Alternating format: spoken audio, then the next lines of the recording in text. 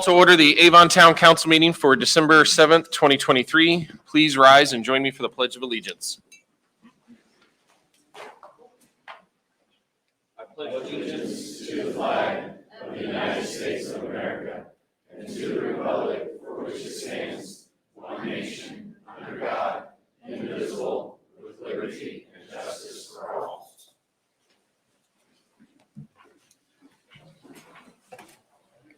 Julie, would you mind taking a roll call, please? Greg Zuzan. Present. Don Loudon. Present. Robert Pope. Present. Tim Roberts. Steve Eisenbarth. Present. Please forgive me, my tab just closed with my agenda on it. There we go. First thing we'll do is employee recognition. Ryan, I think we're going to start with the town side first.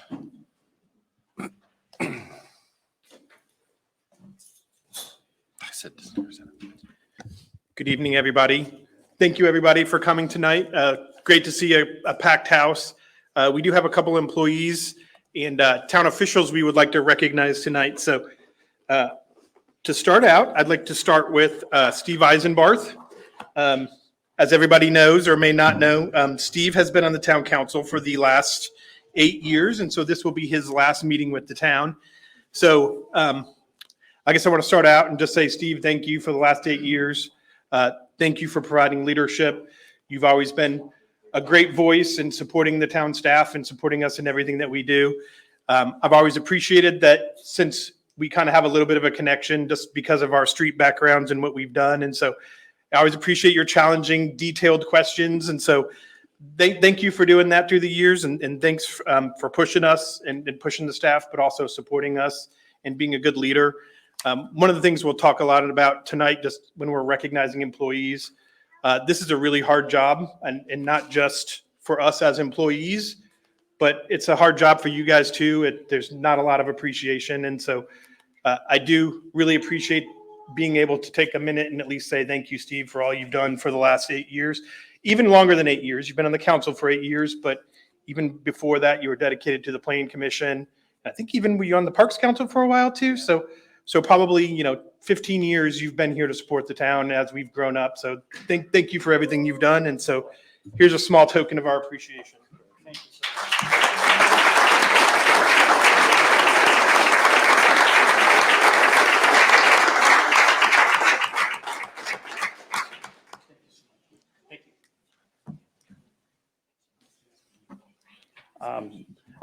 I will say real quick that it's just a pleasure to be of service. I mean, I remember coming on the council as we get in this business for different reasons, and I remember I see Marcus Turner back there. We were on the Plan Commission for 9 years, and I remember I wasn't happy with one of the votes, and I said, "Man, I just don't like that. That wasn't a good thing." I said, "I think I'm going to run for this thing."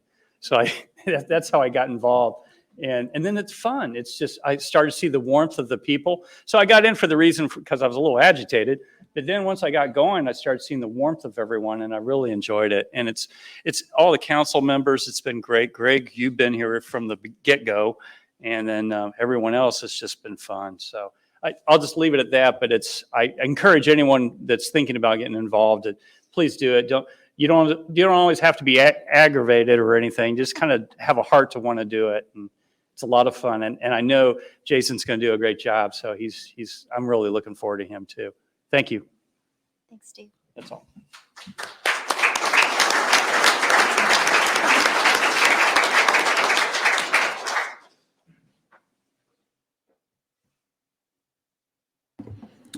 The next employee we want to recognize, again, I talked a little bit about it with Steve, but one of the things I think is just, again, remarkable, and every time I do these employee recognitions, anybody or any employee that's willing to stay at a community or a town and support us the way that a lot of our employees do, to recognize somebody for 20 years of service is really incredible. I feel that way for town employees. I feel like it's even more incredible for police officers. So the next couple of ones are going to be for police officers. And being a police officer is a really thankless job. And so not only to do that for 20 years, but then to support the town and give the kind of level of commitment and to see the things that they have to see on a daily basis, I think it says a lot about the quality of the people and the quality of the officers who work here. So with that said, Mike Whittle, if you would please come up. We'd like to congratulate Mike Whittle on 20 years with the town of Avon.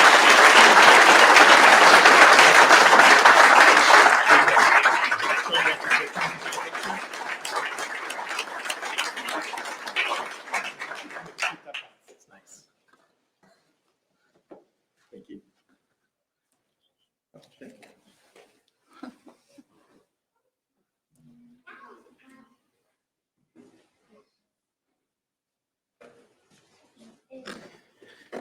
The next one I'd like to recognize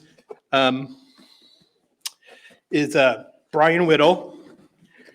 Brian Nugent. Look at that. See, I could barely say your name right. I was so nervous. So, Brian Nugent. Sorry, Brian. That made the moment funny instead of sad, I guess. So that's good. Sure, yeah. You guys come up, hold hands, come up together. But and so I kind of talked a little bit earlier about commitment and dedication, and I can't think of a single person at this town, let alone that I've ever met, that has the kind of commitment and dedication as Brian Nugent has. I know Sean and I laugh on occasion that it's so hard. We want Brian to stop working sometimes, but he's so dedicated and so committed to what he does. And again, there's a lot of people that work here that love this town, love this community. And I don't know that any of them even match up to what Brian gives. It's a testament to Brian, but also his family. And they have to sacrifice something for that as well. So really appreciate Brian. Brian's a fantastic person. The town is fortunate to have someone like Brian Nugent on our team and to be part of our police department. So Brian, thank you for all you do. This is a small token, but at least something.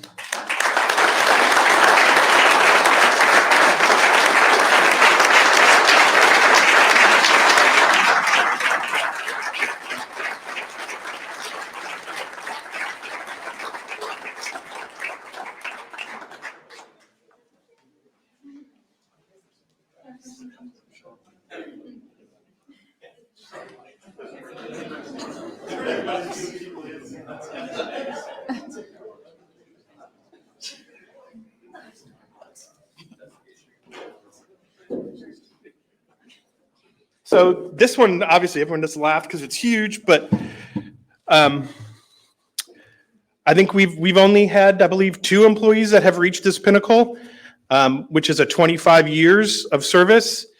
I'll laugh a little bit about this employee because, one, he's just fantastic. He's solid as a rock. If you need anything, he's the most reliable person you could ever look for. He's not going to talk to you much or say much to you. And so there's just strength in what he does. And I appreciate that. Actually, I think one of the first people when I actually got this job as town manager, he came up to me and said, "You deserve this. I'm so proud of you." And I love that because that's just indicative of Dave Margison's personality and the kind of person that he is. And so, Dave, thank you for 25 years of service to the town of Avon.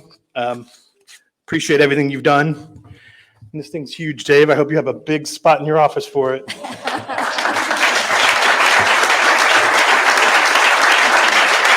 didn't do that, by the way. It's really good. So if you're mad about it, sorry.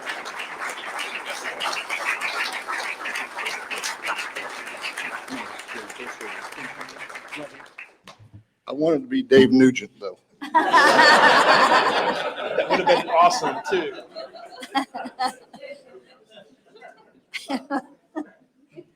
And with that, I think I'll turn it over to Sean, and I think he's got a few things as well. Well, for those of you that thought you were going to get out of here without listening to me talk tonight and thought Ryan was going to do it all, you're wrong. So get ready for about 40 more minutes. But seriously, though, the 4 individuals that we're recognizing here tonight are all complete specimens of what it takes to design and build and mold and form a community in all the facets that you can possibly think of, whether it's the town council, streets.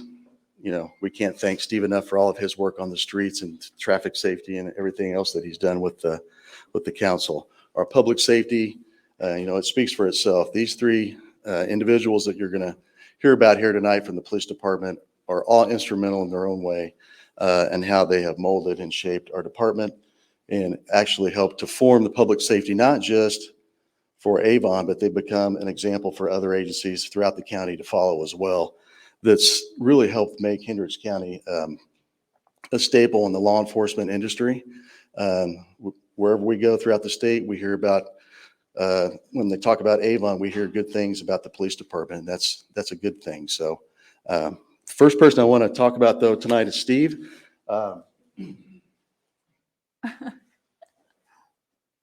We got a little something here for Steve Eisenbarth tonight, council member. We've got a police letter of commendation for you tonight, Steve. And I'm just going to read to you what we wrote in it. It is with great pleasure and honor to award Avon Town Council member Steve Eisenbarth with this letter of commendation on the 21st day of December in the year 2023. On behalf of all the members of the Avon Police Department, we would like to commend Councilmember Eisenbarth for his unwavering commitment to the department, for the development of the town of Avon, and for his steadfast support for the Avon Police Department. During his time as an Avon Town Council member, Councilmember Eisenbarth demonstrated a common sense approach to responsible growth of our community while recognizing the necessity for the responsible growth of the Avon Police Department's resources to adequately provide public safety. Councilman Eisenbarth's service not only enriched the lives of those in our community, but also played a major role in providing outstanding public safety service to all the residents, visitors, and to all others traveling through the town of Avon. The Avon Police Department commends Councilmember Eisenbarth for his selfless service and wishes to recognize him and wish him the best in all his future endeavors. Thank you, Steve.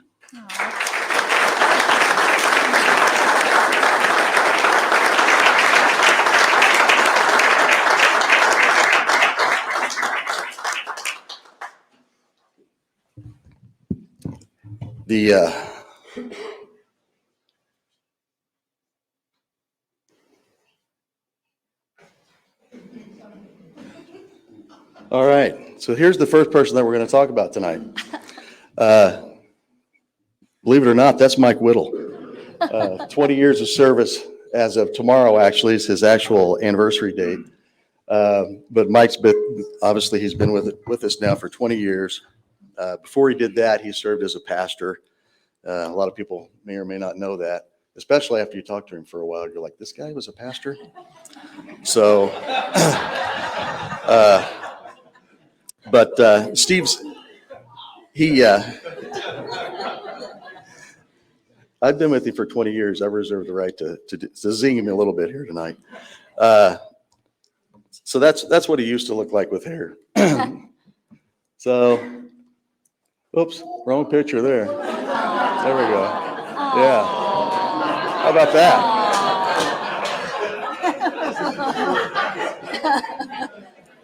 Mike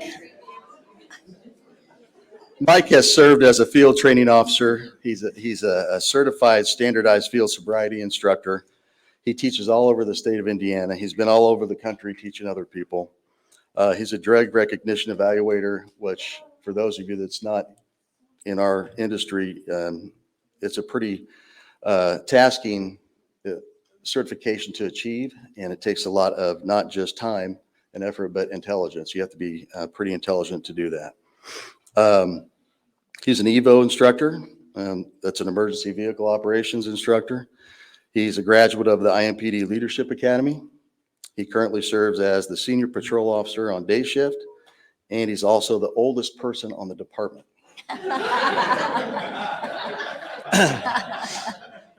But seriously, to piggyback on what Ryan said, it's difficult to do anything for 20 years, let alone be in law enforcement for 20 years.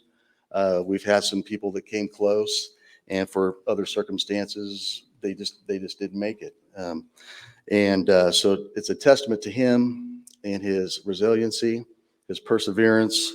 He's had, just like all of us, he's had his adversities, his challenges that he's had to overcome, because we all have those in our lives, and he keeps bouncing back. So he's one of he's a definition of resiliency.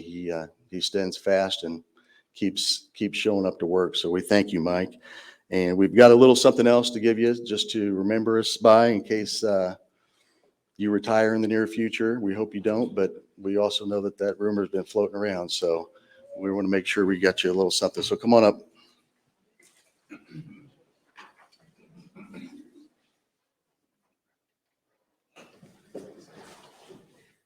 A little something to hang on your wall. Holy cow. Aw.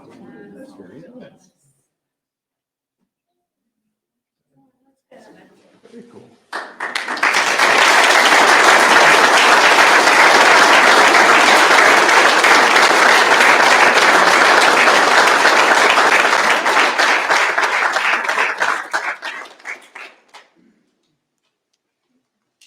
Now we can get to this one.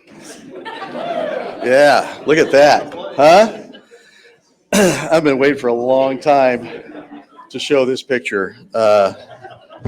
I told him I was going to get him back, so here it is. I got him. Everybody sees that. Notice the date at the bottom there. It says 1997. In 1997, I just started here. So he was just a baby still. But as we can all see now, he's all grown up. Physically and mentally and sometimes emotionally, but yeah. Okay. All right. How about that one then? A lot of people don't know it, but Brian actually started at Tell City Police Department down where he's from. He did a little time there as a dispatcher as well. First couple years he spent was on the road here at the Avon Police Department. After that, he spent about the next 9 years in investigations with me, and we got to be really, really close. Some would say inseparable. Some had suspicions. Our wives would call each other and wondering if we were ever going to come home, because nobody knew where we were. We were out working on cases, right? Working on cases. So he's really become like a brother to me. And then, of course, the last 9 years, we just finished, we're kind of working on our 10th year in the administration as chief and deputy chief. And I really couldn't imagine having anyone else do that with me. And I think he's told me before, vice versa. And I couldn't do it without him. He's really the leader of our department. He's the leader of our community. He's the face. You see him on Facebook. You see him on the news. He always wants the ball, and I used to always tease him because I used to say, you know what? Give me the case. Give me the whatever it is. You know, winners want the ball. When the game's on the line, it's that famous movie, The Replacements. Gene Hackman said it. When the game's on the line, winners want the ball. If you give this guy the ball, he's going to run it every single time, and he's going to get you a touchdown. That's just the kind of guy he is. But he's also a graduate of the IMPD Leadership Academy. He's a TASER instructor, EVO instructor, drug recognition evaluator, and our PIO. And there's probably half the people here from all walks of life that's here to see you tonight. And thank you for your 20 years of service. So without further ado, we'll call you up here and see if we can embarrass you some more.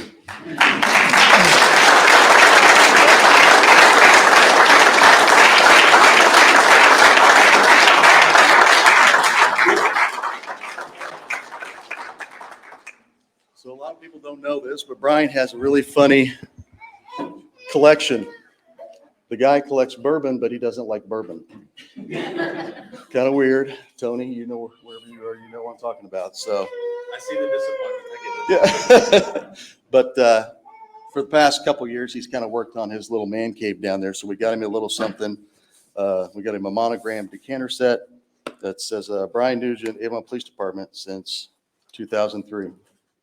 And on the inside there, all the glasses and decanter and everything monogrammed the same. So we thought that would look pretty cool downstairs in the basement, so.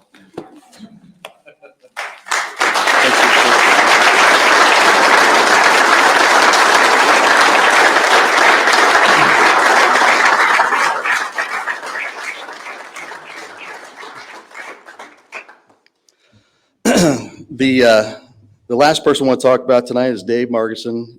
You kind of already got a little bit of hint, if you didn't already know him, what he's kind of like, kind of stoic, kind of quiet. But he stands the test of time. He's hard as steel. He's tenacious, but yet he's a good soldier. And if you give him a job to do, he's going to do it. He's going to do it exactly the way you tell him to do it. He spent most of his career on night shift because that's where his heart was. That's where most of the people in this room have spent some time on night shift. They know what it takes to be there. And for Dave to stay on night shift until 2018, and he was sworn in 1998. That's a long time, but he believed in it. He liked working night shift. He loved working with the guys on night shift and was committed to stay there with them as long as he could. Dave is, he's in charge of the enforcement side of things, and I'd say he's my left hand. That guy, he takes care of everything on the enforcement side, and everything from the cars to the schedules to payroll. I mean, he does it without hesitation. And the older I get, the more I forget things, and he helps me remember a lot of stuff.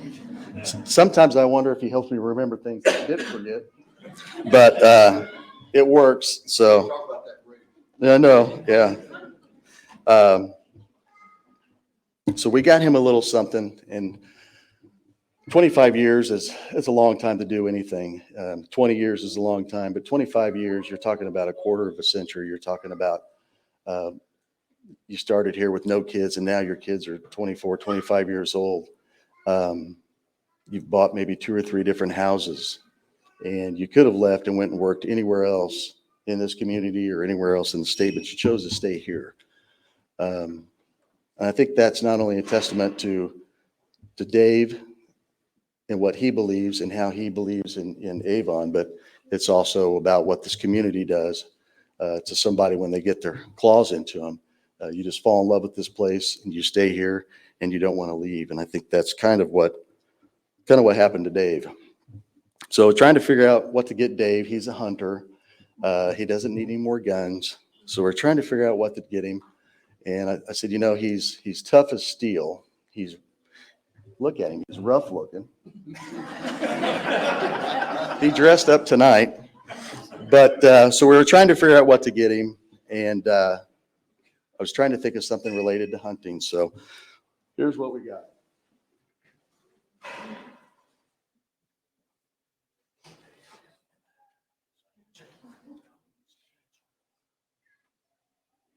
I don't know if anybody's familiar with Indy hammered knives, but it's one of only one forge in the state of Indiana who actually makes handmade knives, quality knives. And he's only one of a few in the United States that's even certified to do it. These knives this is a Damascus steel knife. It's an old school way of forging. Every one is individual. The design is completely unique to this knife. There'll never be another one like it. It's made of the highest quality steel. It's tough, just like Dave. It's unique. It's got a lot of lines on its face, just like Dave.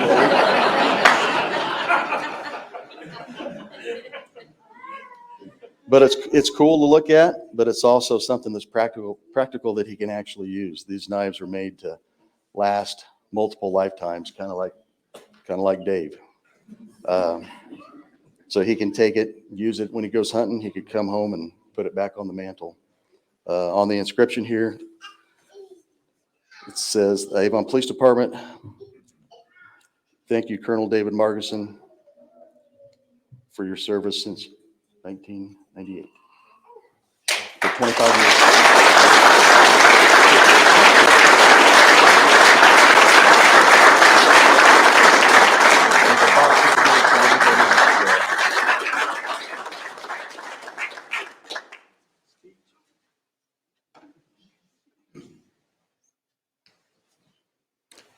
Just want to thank the council for letting us do these presentations. I know they're lengthy sometimes, especially when we have some big awards like this, but we really appreciate it and your support.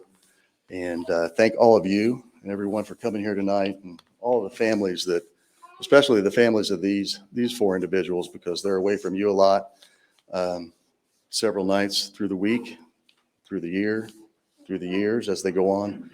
And we do miss a lot of things. We miss birthdays.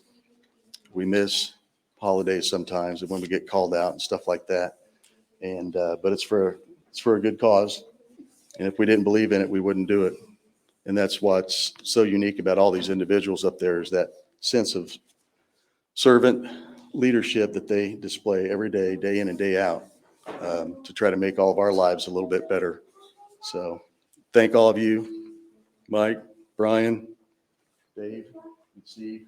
Thank you for your service. Really appreciate it. And thank you, all of you. There is a reception following this over in the Avon Town Courtroom over there.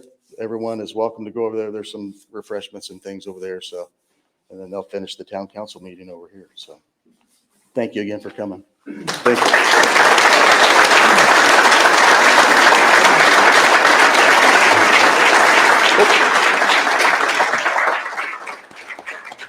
I forgot Dave's picture. I got to show Dave's picture. You already did it? Okay.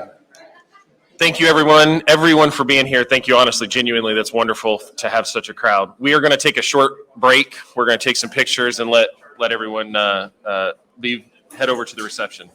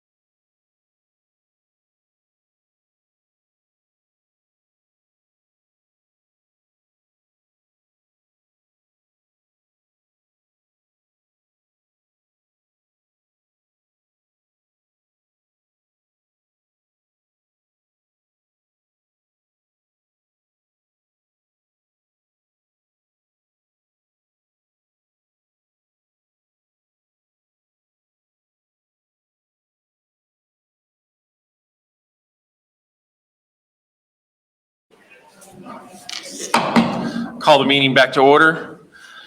Next item on the agenda is our consent agenda, which includes the check register for today, the work session meeting minutes from December 7th, and our council meeting minutes from December 7th as well.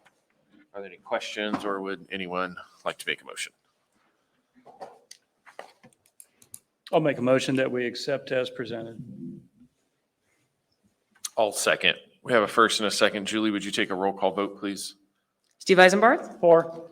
Greg Zuzen, 4. Don Loudon, 4. Robert Pope. 4. Next item on the agenda is the first of 2 public comment opportunities.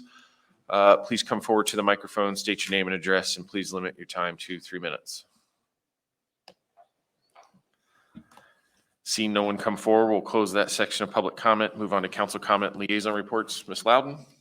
I don't really have anything. I just want to thank the officers that were here tonight for their service. And then also just to say, Steve, it's been a pleasure to work with you on the council here for 5 years that I've been on. And I appreciate your mentorship and everything that I've been able to learn from you. So thank you. And I Very kind. hope you figure out nice things to do on Thursday nights from here forward. Mr. Zuzen? Thank you. Let's see, we had an RDA, an RDC, and a Plan Commission meeting this week, so that was good, and even Economic Development meeting this week, so. As well as, thank you, Steve, for what you've done for the 8 years on the council, and certainly the other time on the Plan Commission and parks, et cetera. You've certainly helped advance the town to where it is today, so maybe we'll name a street after you or something. Please don't. It doesn't flow very nice. Either be a dead end or a cul-de-sac. There you go. There you go. All right. Sean and you know, your department, Brian and Mike and Dave, I said it before, I say it again, we have the best police department in the state of Indiana because of you and those people. So keep everybody safe and keep doing what you're doing. I appreciate it. Absolutely. That's all I have. Mr. Eisenbarth? Well, I've been floored by all this. This is just amazing. It's a pleasure to serve in this capacity. It really is. And it's been, I hope it doesn't sound so, it was fun, really. I kind of enjoyed it. It was just fun seeing the public and hearing their perspective. And even when people were agitated, I learned to listen to them and just say, hey, they're mad for a reason. Let me hear it. Let's see what's going on. So that's been good. But each of your council members, it's been just a pleasure. Greg, you've been here just your wisdom on going through bonds and being able to go through the finances. It's been great to have that and listen to that. The questioning that each of us does on proposals coming about, the reasoning. We all bring different perspectives to it, and I just learned from that and really appreciated that. And I appreciate Ryan because he's put up with me of my little dull stuff with all the streets and stuff, but I enjoy it. So, no, it's been great. Staff has been amazing, everyone to work with from the town. And it is special. As you see the room now, it's empty, more empty, but when we had everyone in here, our police department, it's just, you guys are just phenomenal to be associated with. So you bet we want to get everything we can on funding and continue to work in those directions. So that's all. I know I'm one to talk too long, but thank you so much for everything. Well, first 20 years and 25 years is just kind of unprecedented, especially like you said, Sean, and police, law enforcement, that's just adds cherry to the top of it. Just amazing. They're not here to hear it, but I think they've seen it from us. They're very much appreciated, and I hope we can continue to support them. Steve, man, thank you. I had to write this down just to make sure I said some of these things. Thank you for your many years of service, not only on the council, but the years on the boards prior to that. I know we all can attest to it that we can't do this without that kind of help. And a special thank you. I want to thank Laura. as well.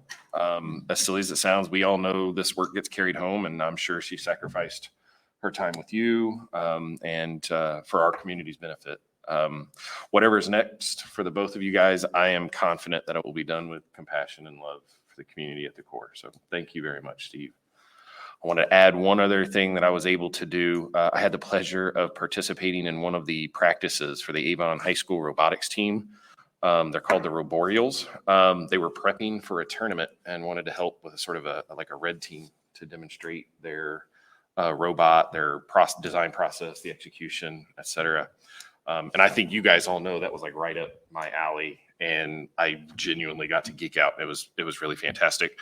All three teams were invited to the semifinals, and one team even won an Insight Award. So congratulations, Roboreals. That is it for me. Next item, request to amend RTV approval. Ms. Shelby Pry. Good evening, Shelby Pride, Parks and Recreation Director. Last year at the December 1st council meeting, I had asked to purchase 2 new RTVs. We received one of them in January of that year. The second one just came in 3 weeks ago. However, with that, and we kind of knew that this might happen, the value of that machine went up by $500, as well as they came back and reevaluated our trade-in, and with a full year of extra use on it, that decreased our trade-in value. So I guess I'm asking for an amendment to the previously approved quote and the trade-in values to reflect what is currently provided to you from Booth Machinery. Nothing has changed. This is still coming out of machinery and equipment. We still have sufficient funds in it, as well as a PO to Booth Machinery from last year, because we had already approved from this purchase. So I'll take any questions, and thank you. Any questions for Shelby or staff? Would anyone like to make a motion? I make a motion that we approve the Booth Machinery 2022 quote as amended. Second. We have a first and a second. Julie, would you take a roll call vote, please? Greg Zuzen, 4. Steve Eisenbarth, 4. Don Loudon, 4. Robert Pope. 4. Thank you. Thanks, Shelby. Next item on the agenda, accept annexation petition for Carter. And I assume you're speaking to this one, Brian. Yeah, I will. There's a slight change if you guys looked at your packet. I think even from yesterday, we updated this. It's still the same parcel. Previously, the petition was signed by Madeline Carter, who's the owner of the property. Since she actually originally signed the petition, Passari LLC, which is the developer of Easton Gray, has already purchased it. So you now have a petition from Passari LLC in there. It's still the same exact property, just because it's now owned by Passari. The petition is from them, but it will become a part of Easton Gray. So if you guys drive up there towards Easton Gray, there's kind of a house up on the top of the hill. And so that's Mrs. Carter's property. And like I said, it'll become part of the Easton Gray. We'll be able to do it as a super voluntary annexation. So once the town council accepts it, we will start that process. It'll take about 45 days. Any questions for staff? So it's the one dated on the 19th. That's the one, the accurate one. Yes, that's correct. Okay. Yeah. No question. Any further questions? If not, would anyone like to make a motion? I'll make a motion that we accept the voluntary annexation petition for Passari LLC as written. I'll second. We have a first and a second. Julie, would you take a roll call vote, please? Robert Pope, 4. Greg Zuzen, 4. Steve Eisenbarth, 4. Don Loudon. 4. Next item on the agenda, comprehensive plan consultant selection recommendation. And I assume, Mr. Peoples, you're speaking to this one. Yeah, unfortunately, you get me. About 4 months ago, planning posted a request for qualifications on a number of websites to update our comprehensive plan. And we did receive 4 proposals total for that particular request for proposal. To review the proposals, we formed a selection committee, for lack of a better term. It consisted of Mr. Mr. Roberts from the council, Ms. Spencer as a representative of the Plan Commission, and then Ryan, me. Ryan is the town manager, me is obviously the planning director, and Ian, who I had intended to manage this process so that he could learn the long-range planning processes.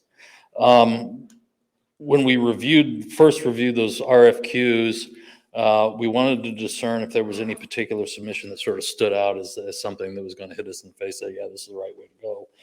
And it didn't, but we did find two that we just said, yeah, those probably are not the right way to go. So we eliminated two of those submissions just by an administrative review with the committee. And then the committee came up with the idea that maybe we should interview the remaining two. Now, the remaining two were HWC and Housel Levine. And we interviewed them because we were really unable to reach a consensus between the two of them. They were both close. And the interesting thing is we're going into the interview process, I think most of the members of the committee were leaning towards HWC, or I'm sorry, Housel Levine. And then when we interviewed, it sort of flipped a little bit.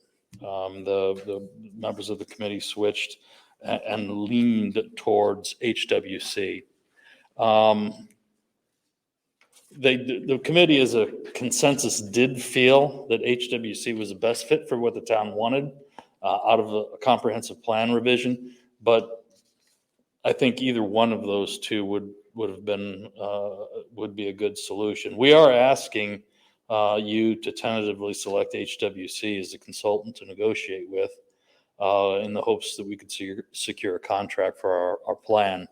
But like I said, both of them would work. If you would like us to go with HWC as a primary and Housel Levine as the secondary, we could as well do that.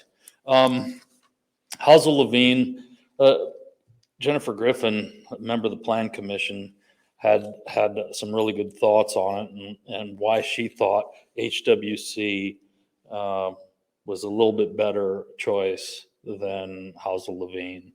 And they have some really nice features, but some of the add-ons that we really would like to have on it were outside the budget.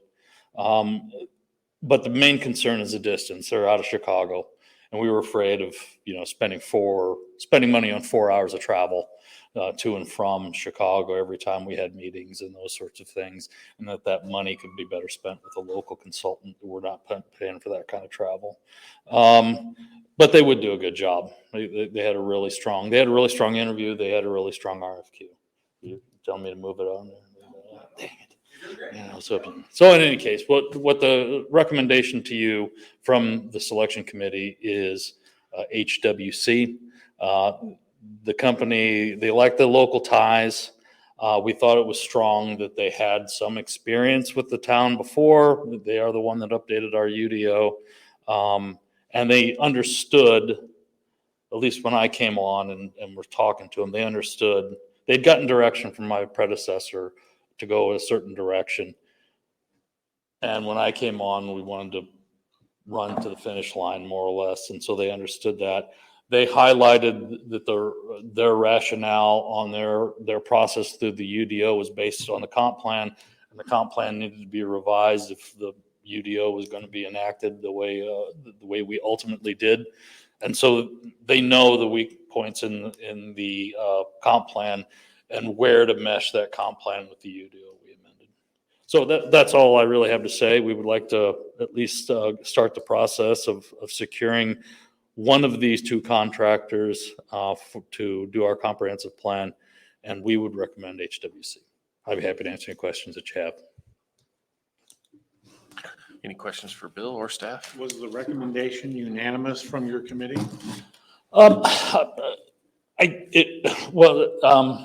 Mr. Roberts didn't attend the interviews.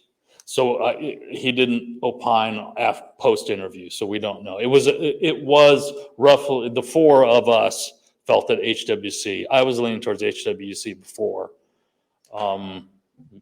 Mr. Roberts, I would guess, would have preferred to stick with Housel Levine because he had done a lot of research and he really felt that was a good company.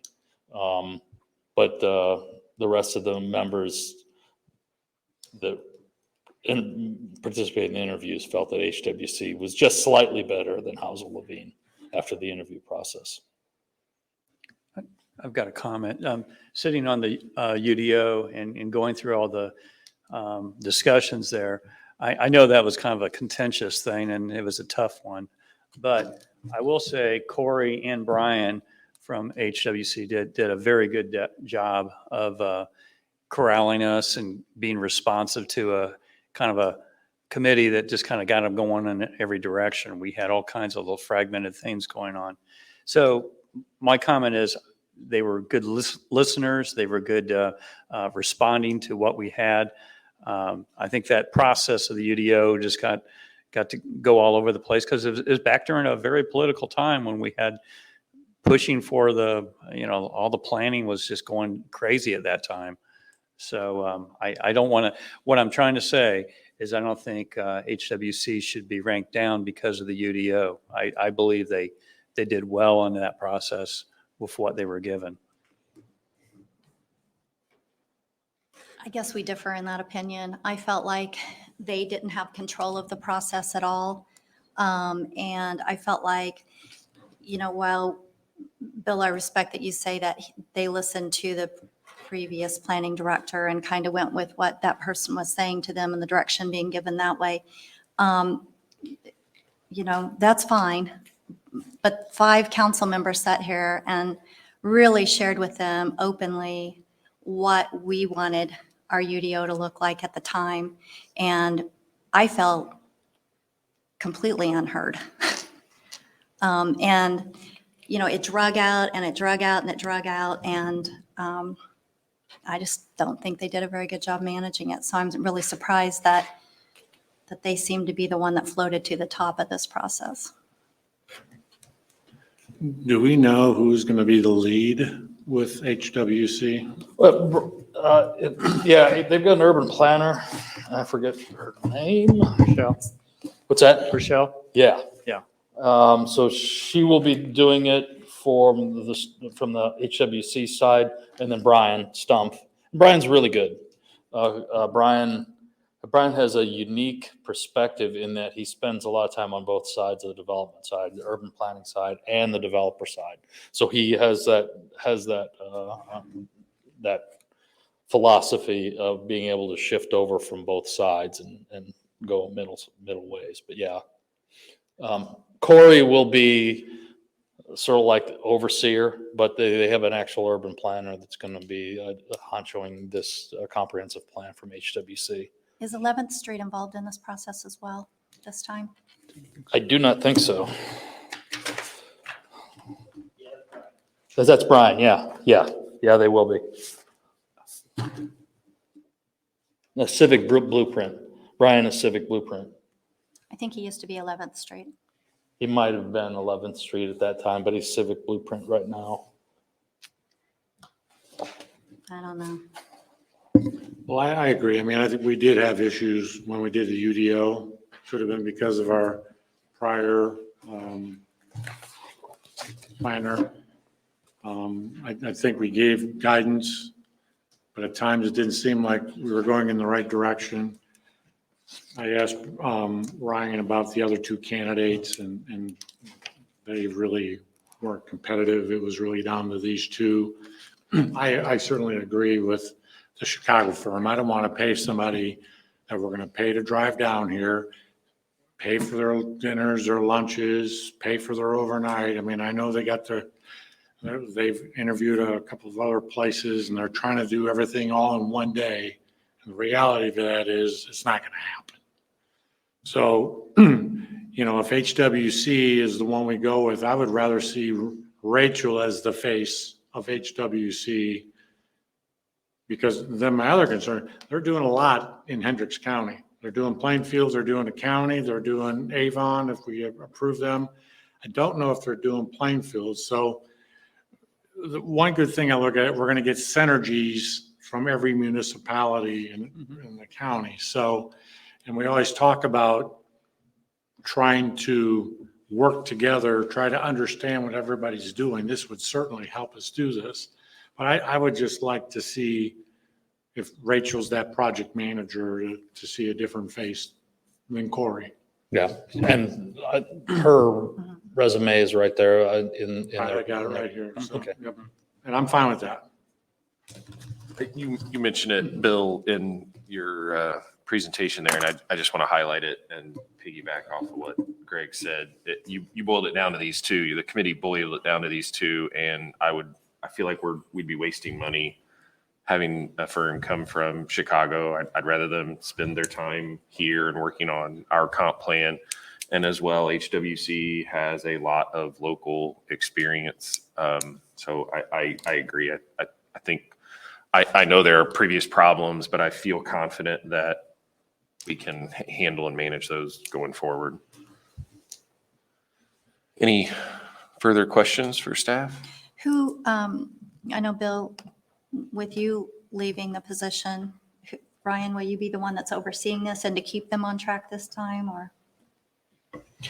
Yeah, I mean, I've asked Bill to help before he leaves, to help with the scoping. I think the scoping is the important part. That's what lays out the foundation of what we actually want to see. So my hope is before Bill leaves that he can at least help with that scoping piece. He also knows what the council wants. And so I think between Bill and I, we'll work with the scoping piece. And then, as Bill said, Ian, we hope to have Ian be involved too, so that when Bill does leave, we still have Ian to help with that. So, you know, I'm not sure what we'll do in terms of filling Bill's position, but in the meantime, yes, Ian and I will handle it and make sure that they stay on that scope and that they're moving forward.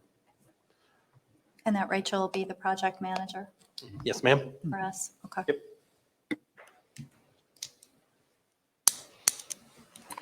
Would anyone like to make a motion?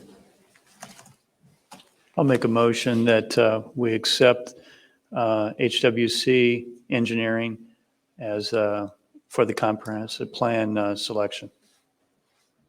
I'll second. Greg seconded. Julie, would you mind taking a roll call vote, please? Greg Zuzen, For, Steve Eisenbarth, 4. Don Loudon, 4. Robert Pope. 4. Thanks, Bill. Thank you. Next item on the agenda, Resolution 2023-19, authorizing transfer to rainy day fund. Yeah, as you guys are aware, our comprehensive financial plan had a recommendation, and Greg Garrett-Haas recommended to us to try to get our rainy day fund up to $1.5 million. I think we're about at 113 now, so that means over the next 2 years, we want to try to get that up to the 1.5. So our goal is to, I did change the resolution slightly. It says up to $150,000. There's a potential, we're still kind of cleaning up the books and doing some last things. There's some potential it may be a little less than 150. So that's why I said up to 150, but we'll do as much as we can up to 150 to then transfer to the rainy day fund. And we did this in the same way that we did it last year, which we said we would do the transfer by March 1st. And so that gives Julie some time to make sure her books are clean, straight, and we know exactly how we underspent this year before we move forward with that transfer. So happy to answer any questions. I feel like this is usually your favorite resolution. Yeah, I mean, I'm glad to see that we're putting some back. I think, you know, that it was important to me, and based on the counsel of our town financial guy and company, and I'm glad to see that we're putting some over. I guess that's all I've got to say. Yep, I agree. It's definitely a long-term sustainability, smart financial move. Any questions for staff? I'm sorry. Nope, it's a good move. Would anyone like to make a motion? Make a motion, Resolution 2023-19, we authorize the transfer to the rainy day fund as stated here. Second. We have a first and a second. Julie, would you take a roll call vote, please? Robert Pope, 4. Don Loudon, 4. Greg Zuzen, for, Steve Eisenbarth, 4. Next item, final reading ordinance 2023-24, the 2023 end of year reappropriation. I assume you're speaking to this, Julie? Yep. So this is required by the end of the year. It's basically cleaning up our books. You guys approved the additional appropriation at the last meeting. So now we basically have to place those funds in the lines to kind of clean everything up. We don't want any negative lines going into next year. So this is something we do every year, and it's your cleanup process. Any questions for Julie or staff? I'll make a motion that we adopt ordinance 2023-24, the 2023 end of year reappropriation as presented. Second. Second. We have a first and a second. Julie, would you take a roll call vote, please? Don Loudon, 4. Steve Eisenbarth, 4. Greg Zuzen, 4. Robert Pope. 4. Next item, final reading ordinance 2023-26, amending internal controls to adopt segregation of duties. And I think you're speaking to this, Mr. Taylor. Yes, this ordinance would amend your internal controls to require a segregation of duties function to projects that have federal or state grants in it. It just requires 2 sets of eyes to make sure that any expenditures or any procurement method have been done in conformance with these federal rules. Earlier this year, you adopted all those federal principles and policies, and this just says that consistent with practices the State Board of Accounts expects is that you would have 2 people, 2 department heads who would sign off and say, yeah, it looks to me like we followed everything, or no, we haven't. This comes up every audit, and it will come up next year. And so we thought, let's get ahead of that. Let's make that our official policy. They'll ask Julie, do you have a policy on that? She can say, we have a policy. So that's what that is. I'll be happy to answer any questions. Any questions for Dan or staff? Is it- Or would anyone like to make? Is it pretty practical to implement it? I mean, I guess it is, but I'm just curious if there's anything you see as a problem on trying to implement it? No, Julie and Ryan have already discussed that, but no, it's not too difficult. Really, what you see is inside a file is just like a cover sheet documenting that the other person has checked off on that, signed off on all those things. And we already have some of these processes with other types of things. So this, I think when you have federal grants, you're really careful about that. We're going to have we just had a federal audit. We're going to have another on American Rescue Plans, but this should really, I'm confident that your staff will be able to do it. And it mainly applies to public works projects, but it could apply to other things, parks or whatever, mainly public works. And so your town manager and your department head both are very experienced in this area, so they know how to do this. But this will be mainly just a documentation feature. No, sounds good. I appreciate your answer. I just wanted to see how practical it was, and it sounds like it is. I can make a motion. Ordinance 2023-26, amending the internal controls to adopt segregation of duties, a policy that we accepted as presented. Second. We have a first and a second. Julie, would you take a roll call vote, please? Robert Pope, 4. Greg Zuzen, 4. Don Loudon, 4. Steve Eisenbarth. 4. Next item on the agenda, final reading ordinance 2023-27, Unified Development Ordinance Updates. And again, Bill, I think you're speaking to this one. I am. So we are at a little bit more than a year or 2 on the adoption of the UDO. We've administered it for all that time. And we found some typos and other sorts of things that we needed to change. But we also found some stuff that was difficult to administer, or things that we felt could be administered better with some changes to the ordinance. So we put together a series of changes to the UDO. First one, gasoline service stations is not an enumerated use in the permitted use district. And so what we've done is over the past couple of years, we've put it in auto services light. And auto services light has a number of notes on them. And one of the notes deals with a restriction in the hours of operation if you join a residential district or zone or use. But those hours of operation are 7 to 10. And gasoline service stations are convenience uses that are generally used either in the early morning as people are going into work, or late at night when people are coming home from work. And that a 7 o'clock time, especially for a community heavily dependent on commuter traffic into Indianapolis, is probably robbing's not the right word, but probably creating a disadvantaged situation for some gasoline service stations. So we've enumerated as a permitted use in this district, and we've added a new note. Still has hours of operation restrictions, but we've backed them down to 5 and up to 11. so that people that want convenience goods that live near a gasoline service station at late at night, get a gallon of milk, loaf of bread, whatever, they have a place to go rather than having to come to the Kroger on 36 or anything else. But also, if they're going into Indy in the morning and the gasoline service station is right there, it's open at 5, allow them to gas up their car as they're heading into. So that's the main part with the gasoline service stations.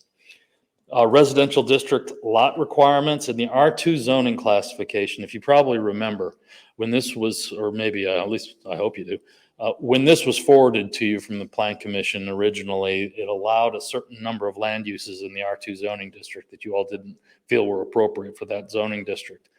So we took those land uses out of the permitted use table. What we didn't do is take the development standards out of that district. And we've had a number of people want to build townhomes and double communities in the R2 district. And I always say, well, it's not permitted use. And they say, well, why do you have standards in your ordinance for those land uses? So this strips out the development standards for a lot of those land uses that are not permitted uses in the R2 district. They were when they came to you, you changed the table, but we left the development standards in there inadvertently. Off-premise advertising signs, we actually have a standards in the ordinance for off-premise advertising signs, but it's not enumerated as a permitted primary use in any zoning district. It's actually not even on the table. And so this puts it on the table, either as off-premise advertising or billboard signs, but it's a special exception use only in the I2 and I3 zoning districts. We also in this did this as making them a excluded use in the Ronald Reagan corridor. It's already an excluded use in the US 36 overlay. So they're going to have to find an area zoned I2 or I3 that's not located either on 36 or Ronald Reagan. I wish them luck. But that's that. Front yard fence. One of the things that's good about the Board of Zoning Appeals, out of the many things that are good about the Board of Zoning Appeals, is that it's a good tester for your ordinance. And if you find that your Board of Zoning Appeals is routinely approving variances, then it's better to change your ordinance and not require all these people to go to the Board of Zoning Appeals. And that's the case in front yard fences in Tier 3 of the US Highway 36 Overlay District. The Board of Zoning Appeals has routinely approved variances, especially for the automobile dealerships who have storage lots in Tier 3 of the US 36 behind their main stores. And there have been 2 or 3 industrial users that have come in recently, also have fences in their front yards. Again, the Board of Zoning Appeals has approved all those variances. So what this does is allow fences in the front yard in the Tier 3 of the US Highway 36 overlay. We had a number of areas in the ordinance that said State Road 267. We corrected all of those, as far as we can tell, to Avon Avenue. We had some accessory uses. So in the ag zoning district, a single-family dwelling is a permitted use, but the accessory uses that are typically associated with a single-family residential use are not. So that was a weird thing that we found later on. So things like garages and carports, home childcare homes, home occupations were not technically considered permitted in the ag zoning if you had a single-family dwelling in there. We've included those in this district right now. Our legal staff had suggested some amendments to the mobile home park districts that we have in there to more align closer, I believe, to state statute. And so we've done those amendments as well with this one. Townhome parking in the ordinance is only allowed off of an alley in the rear or side yards. We don't have any townhomes that back off of an alley. And I think we're going to have obviously we're going to have some townhome developments coming in the near future. So we don't want some trick of the ordinance requiring them to try to park their cars inside or rear yards. So we've changed that so that it allows them to have them in the front yards as well. We ran into a situation with the industrial districts where a lot of these industrial land users want to fence their lots. But our ordinance doesn't allow fences in drainage easements within 5 feet of any sort of drainage infrastructure. And the problem is these parking lots have drainage infrastructure all within them. So there was no way to fence those lots and be consistent with the ordinance requirements. So we've changed that. So it's got to be actually publicly, so all these industrial users, their drainage infrastructure, most of the drainage infrastructure interior to their developments is privately owned and maintained. It's not publicly owned and maintained. All the town really does is periodically inspect it, and then they have to fix it. It's not something, we're not going out there dredging ponds and replacing pipes like we are in residential subdivisions. So we've changed that so that the 5-foot setback is only applicable to publicly maintained infrastructure, not privately maintained infrastructure. And we had no standards for landscape buffers for institutional uses. So where an institutional use butts up against a residential district or an agricultural district, we didn't have any real mechanism to buffer those. We've been using the standards for commercial and industrial developments and saying those are what apply. We're making it overt now in the ordinance and stating that institutional uses must use the commercial and industrial landscape buffer requirements. But we have also incorporated a little bit of flexibility. For instance, if a school comes in and it's got a big set of athletic fields between the school and any residential district around it, there's no real reason to require, a 30-foot landscape buffer around that. Or if a park comes in next to a residential district, there's no reason to put a landscape buffer around a wooded area or something like that.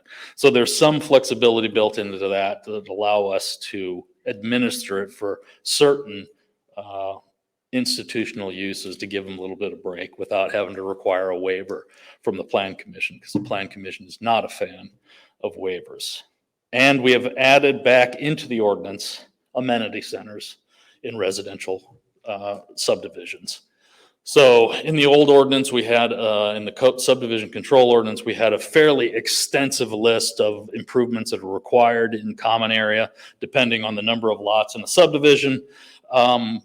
We basically stripped all that out with this ordinance requirements and only required a certain amount of land, like 5% open space or 8% open space, depending on the zoning district that it's in.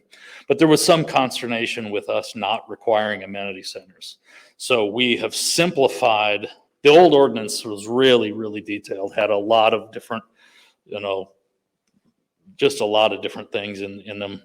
We've simplified it a little bit, but we have included a lot of the standards from the old subdivision control ordinance in the new UDO for amenity centers. So if there's a fairly large development, they're going to have to put in 1 or 2 little neighborhood parks, which I think is consistent with our philosophy. I think the philosophy, some municipalities will provide neighborhood parks, community parks, and regional parks. I think our philosophy is more, we'll provide the people community parks and regional parks, but we want our neighborhoods to provide their own parks for their citizens and essentially maintain those through the homeowners association. So I think this is more consistent with the philosophy of the town. Those are the changes. I'd be happy to answer any questions that you have.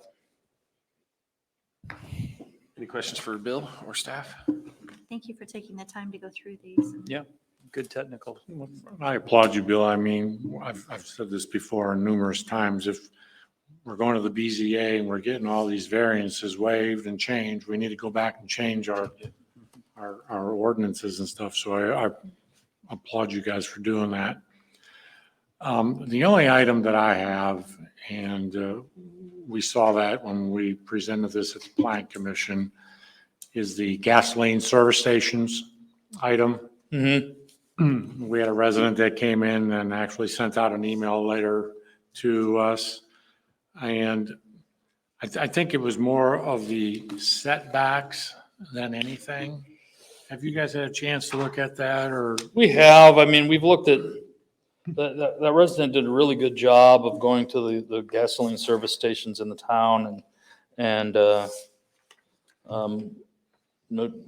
delineating their location from protected districts, from residential districts. He, I believe, would prefer some sort of separation standards from the pump islands to a residential lot. We haven't seen that a lot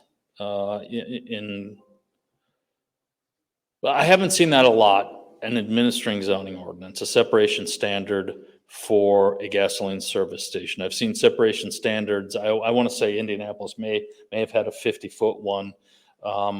I've seen separation standards for adult uses and separation standards for other land uses, but not necessarily separation standard for a gasoline service station. So we didn't bring it in. He wanted it. He has a couple rental properties that are right next to the location where the Wawa's going in, up on 100 or 200 North, or where they want to go in anyway. So we didn't incorporate it into the ordinance requirement. I think historically it's interesting because gasoline service stations were at one time the quintessential neighborhood retail use, which is why you will often see in ordinances that have been around for a long time that in your lowest retail commercial zoning classification, there are gasoline service stations as a permitted use. But that gasoline service, that 2 and 4 pump gasoline service station with a little convenience store attached to it, market, whatever, doesn't really exist anymore. And so now we have the 8 and 12 pump gasoline service stations. And there's an argument to be made that the new gasoline service stations are no longer a neighborhood commercial use and maybe they belong in a higher zoning classification. But the flip side to that is they do provide a neighborhood convenience retail use. So if we have a gasoline service station near a residential district, it's usually the only place they can go get a half a gallon of milk or a loaf of bread if they, are making sandwiches without having to go on 36, go to Walmart or Meijer. And so they serve a purpose as a neighborhood commercial use, even though they've probably evolved past that. I don't think I'm answering your question. Well, I just think you're right. I mean, because I even mentioned, these are C-stores that have gas pumps. Right. It's not a gas station that has food. And it's the C-store where they make their money anyhow, so. I think that maybe we look at it closer and say, do we need to have a separation standard? The big concern for that remonstrator was the separation standard between the pump islands and the houses. And I think we've got one modern, they're no longer dumping 55-gallon drums in the ground, covering up with dirt and pumping gas out of them. I mean, the federal government strictly regulates the safety of those things. But I also think we have standards for lighting under canopies. We have, in this particular case, a 30-foot buffer yard that the gasoline service station would have to install along that to provide a transition and some screening between those. We can try to make sure that they put some sort of knee wall in to stop the spillage of headlights onto that adjoining property when we get to the DPR process. So I think we have some mechanisms in the ordinance that allow us to mitigate some of the more problematic features with gasoline service stations near a residential district now. But the only thing I can see maybe is excluding them from the C2 district and going up to the C3 district or something like that. And then trying to control where C3 is. We have a lot of C2 that butts up against residential districts. We don't have a lot of C3 that does. So, that's always an option if we decide, well, we need to change this and move it from C2 to C3 or exclude, or maybe make it a special exception in C2. We have some mechanisms, but I think from the standpoint right now, we just don't have the data necessarily to justify that, if that makes sense. Putting that kind of regulatory burden on gasoline service stations at this point. Yeah, and I might say too, there's another concern. When you hear this public objection sometimes, be careful because separation distances are generally disfavored because it may be used, how close the homes are built to their rear lot lines may eliminate the use of the adjacent property altogether under those rules. And that is picking winners and losers. So you don't, like Bill said, you don't see a lot of that. There's a reason for that because when homes get built on those adjacent lots, they can be built closer to the road or further back. But when you hear someone to start saying, well, there should be more separation, now you've got this property owner perhaps eliminating any use on an adjacent property that is just big enough the way it sets to put some sort of business there. So you have to be careful. Separation distances are not really favored. We deal with separations in much different ways than distance between home and some commercial use over here, because that's really giving a lot of power to someone who's already established their stake in the ground, and they didn't have to put their house there. You're right. So I just would caution you about that. Bill, I feel like you said it, but I want to highlight it and make sure. I feel like the email that we received, the remonstrator was concerned about the health and safety aspect of that setback. And correct me if I'm wrong, but those federal guidelines are going to be, those standards are going to be adhered to from a health and safety standpoint. The distance will be enough to maintain those standards. Yeah, I mean, the biggest concerns, things like spillage and seepage into the groundwater and those things, I really think federal regulations preclude that. I mean, my stepfather's a farmer, and when he put a fueling station on his own private farm, he had to have a double wall construction. He had to have a concrete pad that would have captured, in the unlikely event that that double wall got breached, to capture all the fuel that leaked out. And I'm sure that these gasoline service stations that are being constructed now have to do something like, I mean, this was just a little one pump fueling station for a farm. So I'm sure that the regulations for gasoline service stations are a lot more stringent. So I believe that the construction standards are going to probably solve most of the. He had one concern about fumes, and I'm not a scientist, so I don't know, but I think that the fume would dissipate long before it. You spill a little gas on the back of your bumper, and that fume is going to dissipate well before it gets to the property line, just from a common sense standpoint. But I'm not a scientist, so I couldn't say that definitively. Thanks, Bill. Any further questions? Would anyone like to make a motion? I'll make a motion that we accept and approve the ordinance 2023-27, the Unified Development Ordinance updates as presented. I'll second. Julie, would you take a roll call vote, please? Steve Eisenbarth, 4. Greg Zuzen, 4. Robert Pope, 4. Don Loudon. 4. Next item, final reading ordinance 2023-28, the PUD Avon Landing Amendment. I promise I won't take long on this one. This is an amendment to the Avon Landing Plan Unit Development that basically adds one phrase to one sentence in the Avon Landing Plan Unit Development. In the industrial portion of that plan unit development, it limits the size of industrial buildings to 400,000 square feet at max. This is the last lot in the Avon Landing Plan Unit Development. The developer has a prospect, and that prospect needs a larger building.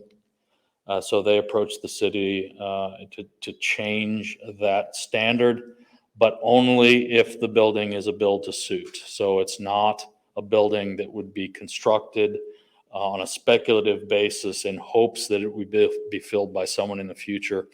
If a user is defined and then They build a building for that particular user on this last lot in the Avon Landing Plan Unit Development, then it could be up to 850,000 square feet. However, if they want to build a speculative building, they're still stuck with 400,000. So that's really the change. Plan Commission did forward that to you with a favorable recommendation. The vote was 6-1. And there were no commitments or conditions on that approval. And I'd be happy to answer any questions that you have. Any questions for staff? Makes sense. Make a motion, we approve ordinance 2023-28, approving the request of Van Trust Real Estate, amending the Avon Logistics Plan Unit Development as presented. I'll second. You got it, Steve. Go ahead. Either way. Julie, would you take a roll call vote, please? Steve Eisenbarth, Or. Don Loudon, 4. Robert Pope, 4. Greg Zuzen. 4. Thanks, Bill. Thank you. Next item, legal counsel report. Mr. Taylor. I have two things for you this evening. I want to thank Steve for your service and, Bill, hold on a second, don't leave yet. and to say that there was a time, there was no doubt that Steve was my favorite councilman because he used to bring pies here when he was working on a project that he had to drive past one and he used to bring pies for all of us, as you remember. So, but I appreciate Steve's positiveness and his energy. And I also learned a lot about roads and building roads and road issues and traffic issues from Steve over what I recall as being involved for about 20 years in our commissions, our boards, even before the council. So from your legal team, Steve, we really appreciate it and enjoyed it.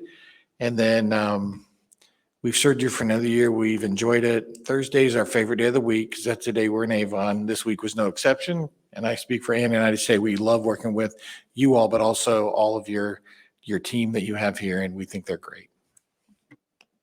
Thank you. Thank you, Mr. Taylor. Next item, second of 2 public comment opportunities. Please come forward to the microphone, state your name and address, and please limit your time to 3 minutes. You got me, Sean. See no one come forward. We'll close that section of public comment. Second opportunity for council comment. Anyone? I'd just like to wish Bill well in your new venture. Thank you for your time and everything that you've been able to improve on here in the town of Avon during your short stay. And we appreciate you and wish you nothing but the best. Thank you very much. It's been a pleasure and an honor. I actually have to thank each and every one of you for this opportunity. I think most of you were in on my interview. I had a few personal upheavals in my life in 2018, and I was at a point in my life where I wasn't quite sure that I could still do this job, which is a reason why Ryan had to ask me like 10 times to actually come back before I finally gave in and said, okay, yeah, I'll do it. And I wouldn't have left. I told Ryan and I told Ian both that, hey, I'm here till I'm 60 or 62. But I had a medical procedure earlier this year, and I was sitting in my house wallowing in self-pity. And I happened to just get on the internet on USA Jobs. And what I do typically is I search for the Marine Corps because I'm a former Marine. And so when I'm not feeling like a man, I usually dump up there and say, oh, yeah, I remember I used to do that stuff. But I got on US Job and I put in community planner I put in US Marine Corps, and of course the community planner, Marine Corps based Quantico, popped up as the first search result. Now I have applied on USA Jobs dozens of times when I was off work for 2 months and I was putting in 3 and 4. I really thought USA Jobs was just automatically went when you applied on USA Jobs that it just went into like a trash can and got automatically deleted because I had never gotten any sort of response back from any application that I put on USA Jobs. Maybe that wasn't the correct response, man. Maybe it was phishing or spam or something. So, but out of lark, I just applied for the job. I wasn't looking for the job. I was perfectly content here. I just put it in there. They interviewed me and they offered me the job. It gives me a chance to go back to the Marine Corps. And there's other personal reasons for my decision that have nothing to do with working for the town of Avon. I am grateful for you all for hiring me. And at least, if nothing else, I sort of convinced myself over the course of the last 2 or 3 years that, hey, I guess I can still do this job. I was confident that I couldn't do this job when you guys interviewed me. I don't remember you 3 saying years that. ago. But yeah, I was nearly confident that I could no longer do this job. And so I'm grateful that you guys gave me the chance. And I got a good team. So Ian, Drew, and Jess is your planning team. And they're great. They're a great group. And so they'll be able to carry the ball until Ryan finally finds someone that will be a significantly better addition than I am. Wow. So thank you very much. And I am, as I told Ryan, the federal government, Marine Corps, you gotta love them, told me, well, we can't hire you on this date. We can't start you on this date, so we need to drop you back 2 weeks. So I asked him if it'd be okay if I stay on for a week and a half more. It gives me a week and a half more to talk to HWC and try to get this comp plan stuff squared away. And I've been easing Ian into the plan commission. So Ian is content with the plan commission, long range planning. He's gonna need guidance, and HWC has a good planner. But I'm confident he does a good job with the Board of Zoning Appeals. He has done almost every petition except for a planned unit development. So, and I'm on the hook. I mean, and he has my number. So if he has any questions, he can always call me, and I'd be happy to help him out. So you're going to say hoo-ya? No, that's his. Mine is hoorah. Okay, there you go. Well, I just want to say you've done a great job, and as much as you probably think you haven't, you have, and you've made our community better in these last 2 years and set the table for what we got left to do. And so don't be so hard on yourself. It's our loss and the Marines' gain, but those are your roots, and I wish you well. Well, thank you very much. It's been fun. Hey, if the Marine Corps hires me, maybe I'll come back and take Ian's job. We really appreciate you.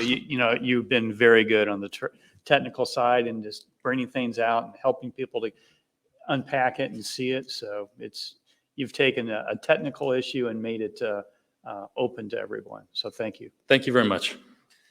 Bill, you're a wonder. You're loved by everybody here. I mean, everybody. He's blushing. Yep. I'm good. I hope I'm turning your face red a little bit, man. You never want to see anybody wonderful leave your team, but you don't ever want to hold them back. So I hope what's next for you, and I expect that it would be. It's going to be great and awesome for you, and I definitely wish you the best. I'll reiterate what Greg said. Our loss, Marine Corps' gain. And I won't hold the Marine Corps part against you, man. That's okay. You know what happens. We kick in the door and you come in behind and take everything else. Thank you, Bill. Thank you. That's great. We're still on council comment. Anything else from anyone? I just want to thank Mr. Taylor and his team, his firm as well. We've had some changes, and Anna's come on this year, and we're starting to forget that Mitchell guy, I think so, but Anna's done a good job. But, just like talking about Bill and what he's done for us, your firm's been here a long time, and you've gotten us over the river, through the woods, over some obstacles, and I appreciate that. We've worked together for a long time. So, and I thank you for dinner tonight as well. And I just wish everybody in the council, staff, Merry Christmas. Merry Christmas. Happy New Year. Yeah, Merry Christmas. That's all I have. Definitely happy holidays. Merry Christmas to everyone, staff, everyone at home. I reiterate that as well. Thank you, Dan and Anna. I forget that other guy's name. Starts with an M. It's something like that. Just appreciate the advice and of course, dinner tonight. Very, very gracious. Thank you. Steve, best wishes, man. Thank you very much for your time. Thank you. It's been a pleasure of everyone. I've enjoyed it. Turn down the laptop for the last time. There you go. That's it. Appreciate you. Thank you. Next item, council calendar. Ryan. Thank you guys for the kind words to Bill. He is irreplaceable. I'll do my best to find someone who can even be close to what Bill's been for us. So thanks, Bill. Steve mentioned computers. We do need to do our fourth quarter audit. So if you guys don't need your computers, I would ask that you actually leave them with me so that we can get your audit, everything updated, and we can get them back to you. If you need them, they'll be here on the 27th to do the audit, which is Wednesday. So if you need it, just please return it to me by Wednesday, or if you want to leave it with me, that would be fine as well. Also, the town council had approved gift cards to the town staff. Those were distributed today. I think Sean already distributed his to the police department as well. And overwhelmingly, we get great appreciation from the staff for that. So I want to thank the town council for doing that for our staff and supporting our staff. So thank you from all of them to all of you as well. So then in final, this is our last meeting of the year. So have a Merry Christmas and a Happy New Year. Our next meeting is a work session at 5:30 p.m. on January 11th. And then we'll have a town council meeting following on January 11th at 7 p.m. Thank you all. Thanks, Ryan. Meeting adjourned.